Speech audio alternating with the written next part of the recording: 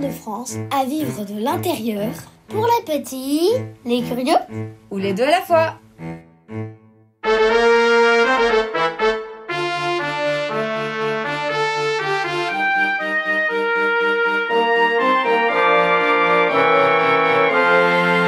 Souviens-toi, nous sommes en 476 après Jésus-Christ et l'Empire romain s'est effondré. Débute alors le Moyen-Âge. Saison 3, le Moyen-Âge. Épisode 1, au seuil de 1000 ans d'histoire.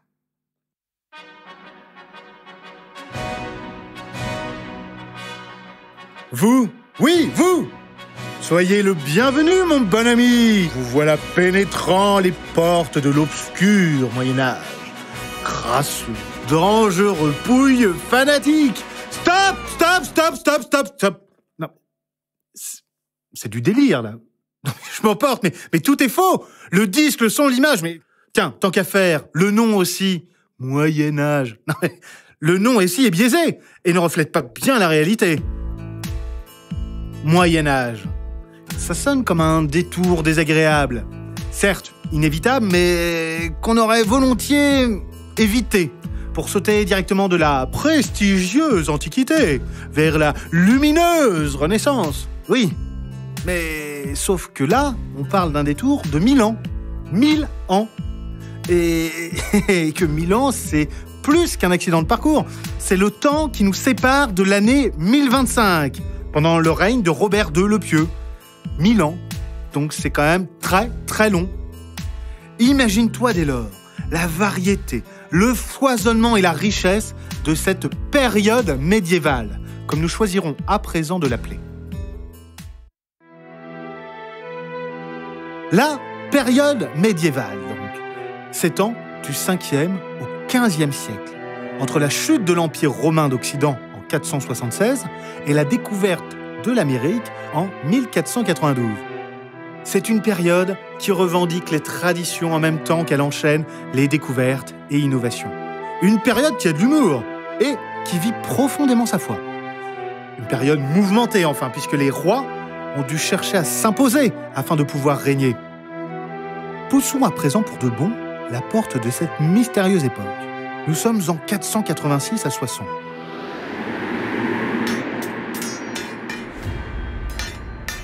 Déjà, le bruit des lames qui s'entrechoquent parvient à nos oreilles. Un champ de bataille s'offre à nos yeux. Le combat tout juste s'achève. Un homme se redresse et parcourt l'horizon. Cet homme, c'est Clovis, roi des Francs.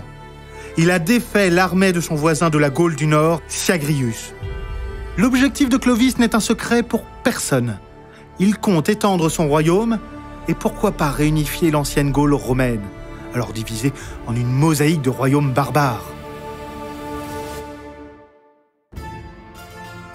Fils du roi Childéric Ier et descendant de Mérovée, Clovis a reçu une éducation très complète, depuis les cultures latines et germaniques dont il est l'héritier, jusqu'à l'art de la guerre transmis directement par son père dès 12 ans. L'équitation, bien sûr, mais aussi le maniement de la francisque n'ont plus de secret pour lui. La francisque, c'est cette hache avec un ou deux tranchants et aux manches courts, qui, lancée jusqu'à 8 ou 10 mètres, terrorise les ennemis des Francs sur les champs de bataille. Il n'a que 15 ans lorsqu'il est élu roi par ses guerriers. Mais déjà, quel stratège et quel négociateur! Son nom lui-même annonce de grands accomplissements. Chlodweg signifie « célèbre par ses combats ». Au fil du temps, Chlodweg devient Lodovicus, puis Clodovicus, Louis et enfin Louis, prénom porté ensuite par pas moins de 18 rois de France. Sacrée postérité! Bien sûr, tout cela, Clovis ne le sait pas.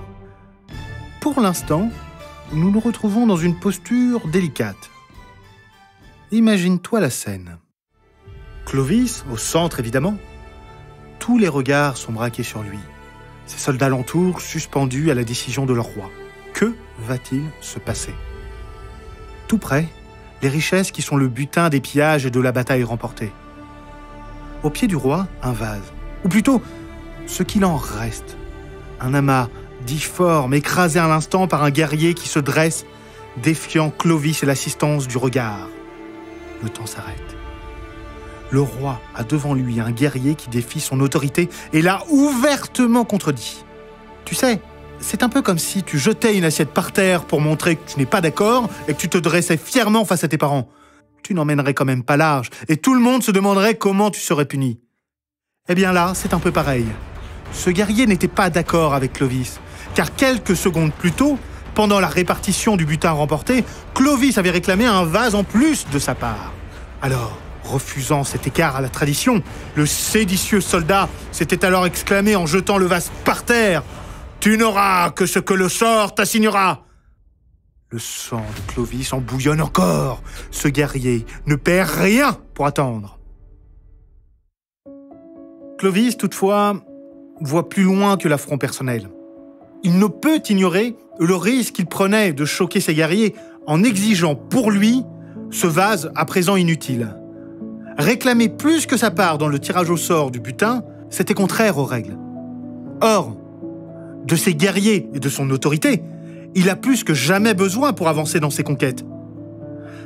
Alors, Clovis prend une profonde inspiration, ramasse les vestiges du vase, en gravant dans sa mémoire le visage de cet impertinent et s'éloigne. C'est que, plus qu'un simple soldat, Clovis est un homme politique. Si ce vase l'intéressait, ce n'était pas pour sa richesse, ni pour son caractère sacré, mais pour le symbole du geste. S'il avait pu le rendre comme il le souhaitait à son propriétaire, l'évêque de Soissons, Clovis lui aurait manifesté son respect pour l'Église chrétienne et son désir de rapprochement. Un geste habile et diplomate, car s'allier aux évêques permet à Clovis de bénéficier de leur grande influence sur les populations des cités, et ainsi de consolider son pouvoir. Voilà pourquoi ce vase de Soissons est à présent si célèbre. Et l'insolent guerrier, Clovis lui a-t-il pardonné ? Un an plus tard, le roi inspecte ses troupes. Voilà qu'il reconnaît devant lui le visage de l'impertinent. Un impertinent qui entretient mal ses armes et à qui il lance d'un ton méprisant. « Nul n'est aussi mal équipé que toi. Ta Francis que ton épée ne valent rien. » À ces mots, il les lui arrache et les jette à terre. Pas le choix. Le soldat se penche pour les ramasser, offrant ainsi sa tête à la Francisque vengeresse du roi, qui s'écrie en le frappant de son arme. « C'est ainsi que tu as fait à Soissons avec le vase !» Ce geste punit le rebelle, marque la puissance du roi et annonce la naissance d'un royaume. D'ailleurs, pour ce royaume, Clovis est prêt à tout, y compris changer de religion. Il a besoin du soutien des évêques, du pape et de l'empereur d'Orient. Aucun problème. Soutenu par sa femme Clotilde, une princesse chrétienne, et par Rémy, évêque de Reims, il choisit d'abandonner ses dieux germaniques pour se convertir aux dieux des chrétiens. La cérémonie se tient alors à Reims, le 25 décembre, entre 496 et 508. Pour l'année, les historiens débattent encore. Avec 2 compagnons, Clovis avance. Le moment est solennel, son visage grave. Il frissonne. Dans le baptistère, le bassin des baptêmes, il se plonge entièrement, et par 3 fois. Par l'eau et par l'huile sainte de Saint-Crème que lui impose l'évêque Rémy, il devient chrétien et dépose ses colliers, symboles de ses anciennes croyances. « Quitte tes amulettes, fier Sicambre, adore ce que tu as brûlé, brûle ce que tu as adoré », lui enjoint Rémy. 3000 soldats francs sont baptisés avec lui, et à leur suite, plus tard, de nombreux francs, assurant ainsi la prédominance de l'Église chrétienne sur le territoire. La légende affirme que c'est la colombe de l'Esprit Saint qui aurait apporté l'ampoule du Saint-Crème. Et si nous profitions de la fin du baptême pour monter sur son dos ? Pour le voyage, je l'ai baptisée moi aussi, cette colombe. Elle s'appellera Laïa. Ça veut dire blanche. Hop ! Rien de plus simple pour survoler le royaume. Ah ! Oh ! Oh ! Oh ! Oh ! Oh ! Non, pas piquer ! Non, pas là ! Non ! Attention, il y a un mur ! Ouf ! On est stabilisé. Ouh. Bon, jetons un œil là-dessous. Ah, j'aperçois des poignées de main. Les populations gallo-romaines conquises par Clovis semblent apprécier le baptême de leur nouveau roi. Elles acceptent de participer au pouvoir avec la noblesse franque. Et là, un mort ? Laïa, rapproche-toi. Fichtre, c'est le roi des Visigoths. Et là encore l'épée de Clovis dans le côté. Et hop, une conquête de plus. Survoler tout le royaume, quelle belle balade. De la Belgique aux Pyrénées et de la frontière bretonne à la vallée du Rhin. Ça fait presque toute l'ancienne Gaule, dis-moi. Laïa, tu peux me redéposer dans la capitale ? Attention, c'est Paris maintenant. Je ne veux pas manquer la proclamation de la loi salique. Elle est l'héritière de la tradition des Francs, dits saliens. Et elle régit plein d'aspects pratiques de la vie de tous les jours. Clovis l'a fait rédiger pour qu'elle s'impose à la loi romaine. Il ne laisse rien au hasard, Clovis. D'ailleurs, ce royaume immense par lequel il affirme sa puissance, il le lègue à une nouvelle dynastie, les Mérovingiens. Tu reconnais ? Du nom de son ancêtre, le roi Mérové.